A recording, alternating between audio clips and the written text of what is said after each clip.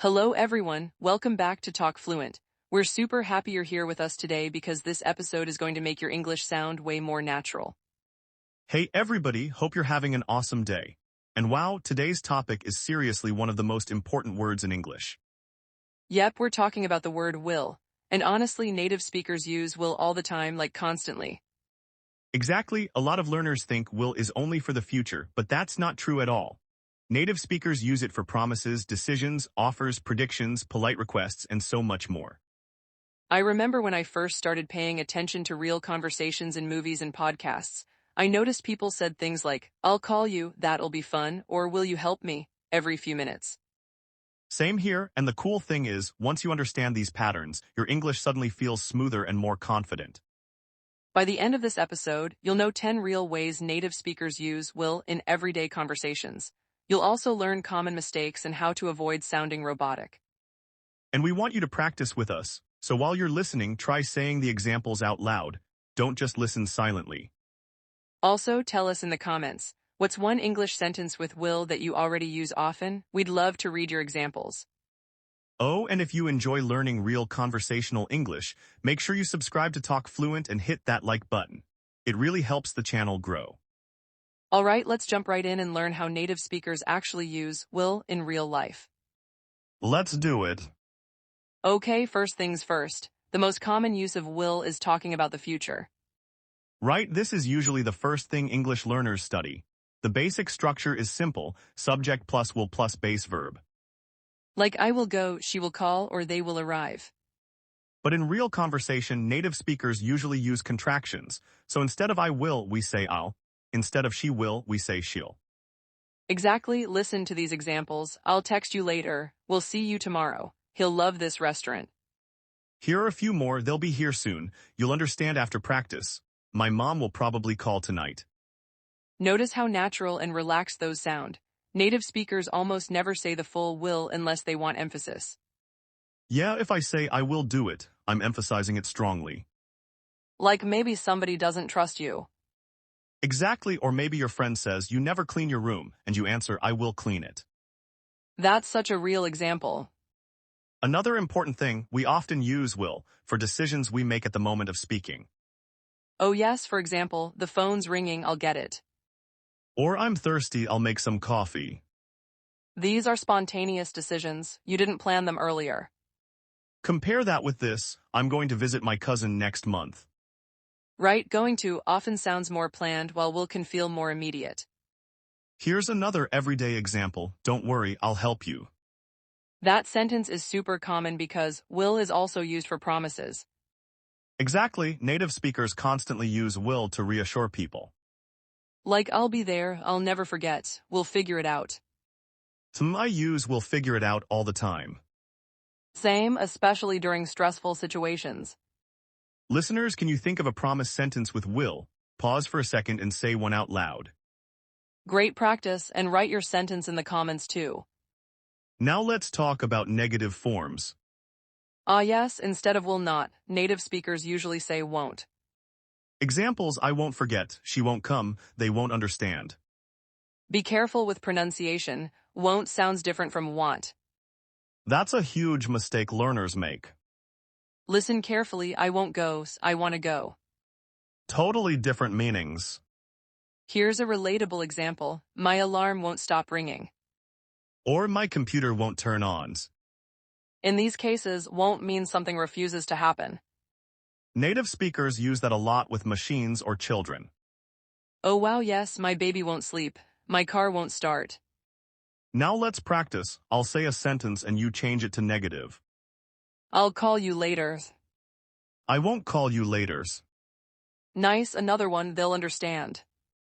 They won't understand.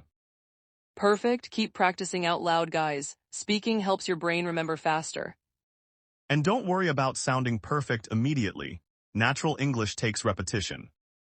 Before we move on, here's a quick summary. We use will for future actions, spontaneous decisions, and promises. And remember the basic structure, subject plus will plus base verb, plus native speakers love contractions like I'll, you'll, and we'll. Alright, now let's move into another super important use of will. We use it for offers, requests, and willingness. This is where English starts sounding really friendly and natural. Exactly, for example, I'll carry your bag. I'll pay for dinner. Those are offers you're volunteering to do something. Native speakers use this constantly in daily life. Especially with friends and family, I'll drive, I'll order the food, I'll grab some water. Notice how casual and helpful these sound. Now let's talk about requests with will. This structure is super common. Will you plus base verb. Examples: will you help me? Will you open the window? Will you send me the file? These are polite and natural, but tone matters a lot. Yes, if you sound angry, even polite grammar can feel rude. Compare these: will you sit down? Will you sit down? Huge difference. Native speakers also soften requests with words like please. For example, will you please call me later? Or more informal, will you grab me a coffee? Friends say that all the time. Let's do a little dialogue example. Okay, I can't carry all these bags. I'll help you. Thanks, will you hold this one? Sure, no problems. See how natural that sounds. Totally. Another thing native speakers do is shorten will you in fast speech. Oh yeah, sometimes it sounds like will ya. Like will you pass the salt? Very conversational. But maybe not for formal situations. Right, informal situations speak more clearly. Here's another important use: willingness. Meaning somebody agrees or refuses to do something. Examples: she'll help if you ask. My dog won't eat vegetables. That second sentence is funny because it sounds like the dog made a personal decision. Native speakers do that all the time with pets. Or technology: my phone won't connect to Wi-Fi. Here are 3 quick tips. First, use contractions naturally. Second, pay attention to tone. Third, practice short everyday sentences. Great advice. Also, listeners, try creating one offer and one request using will. Write them in the comments. And say them out loud too. Speaking builds confidence faster than silent reading. Another thing learners ask is formal versus informal usage. Good point. Will you help me is polite and neutral. Could you help me sounds slightly softer and more formal. While will you help me sounds casual and friendly. Context matters. Here's a quick practice activity. How would you ask your friend to close the door politely? You could say, will you close the door? Or, will you please close the door? Nice. Now how would you offer help to somebody carrying boxes? I'll help you with those. Perfect. These are real sentences people use every single day. So let's review. We use will for offers, requests, and willingness. Tone and contractions make your English sound more natural. Now let's talk about another powerful use of will: predictions and expectations. Native speakers use will all the time when they guess or predict something. Like it'll rain tomorrow, you'll love this movie, they'll probably be late. These sentences are everywhere in real conversations. Especially with words like probably, definitely, or maybe. Examples: he'll definitely forget. She'll probably call tonight. Here's a really natural one: you'll feel better after some sleep. Parents say that constantly. Another everyday situation: you'll see. Native speakers love that phrase. Oh wow, yes, you think this cake looks good now, just wait, you'll see. It creates suspense. We also use will for polite assumptions. Like when someone knocks at the door and you say, that'll be Sarah. Exactly, you're making a guess. Here's another: don't answer that, it'll be my boss.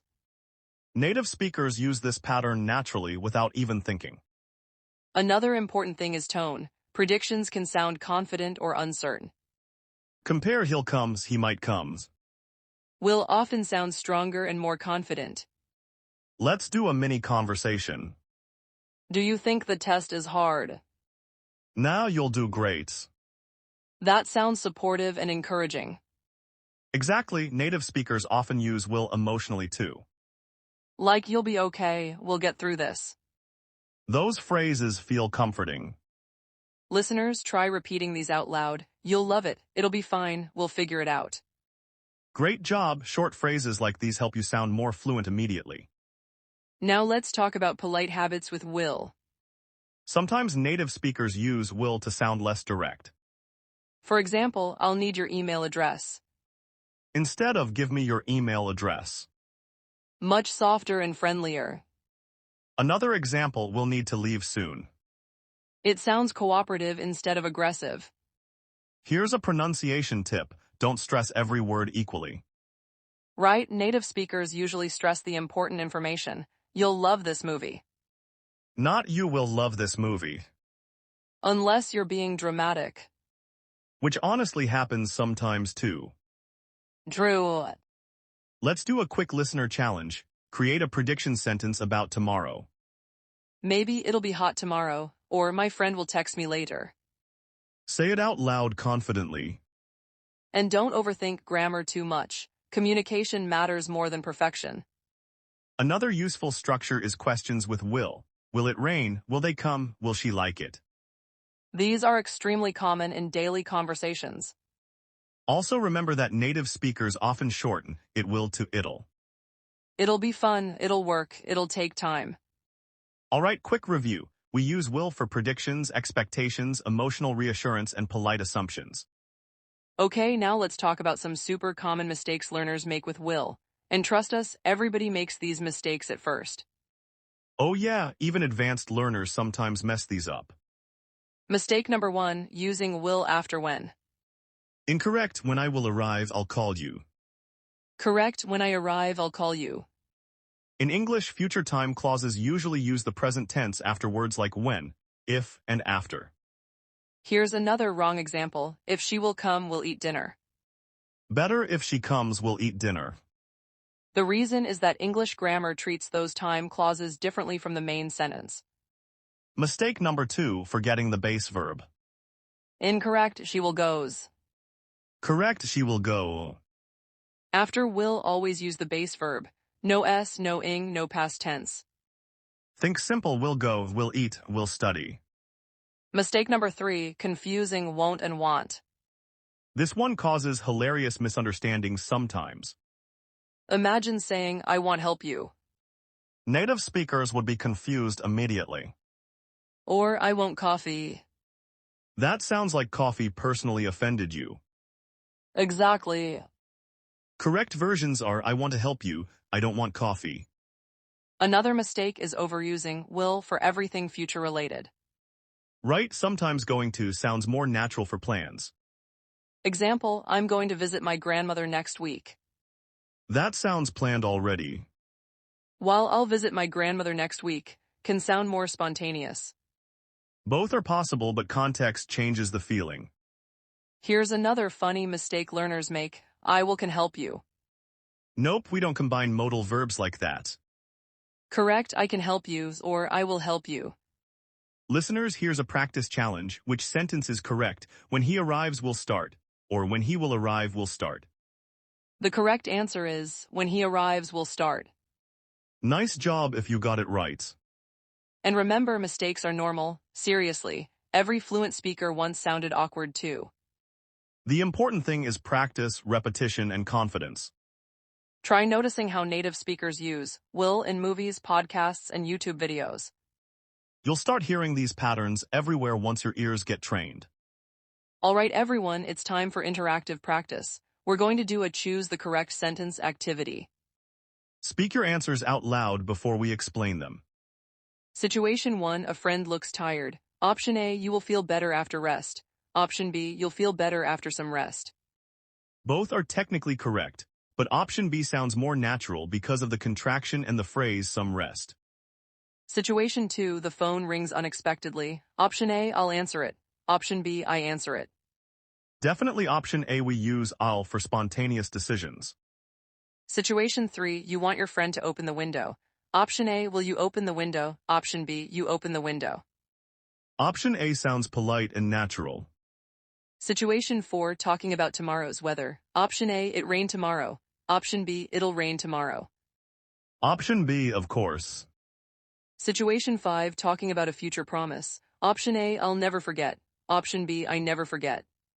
Option A sounds like a promise about the future. Nice, now let's add variations. Instead of will you help me, you could say could you help me, or can you help me? Different tones, same basic idea. And instead of it'll rain tomorrow, you could say, it's probably going to rain tomorrow. English gives you lots of ways to express similar meanings. Now here's your challenge. Create one sentence using will for a prediction, one for a promise, and one for a request. Say them out loud first, then write them in the comments. We really want to see your examples.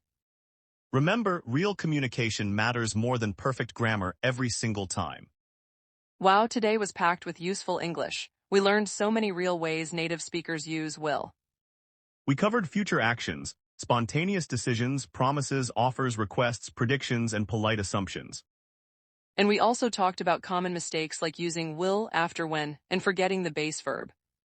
Plus, we practiced natural pronunciation and contractions like I'll, you'll, and it'll.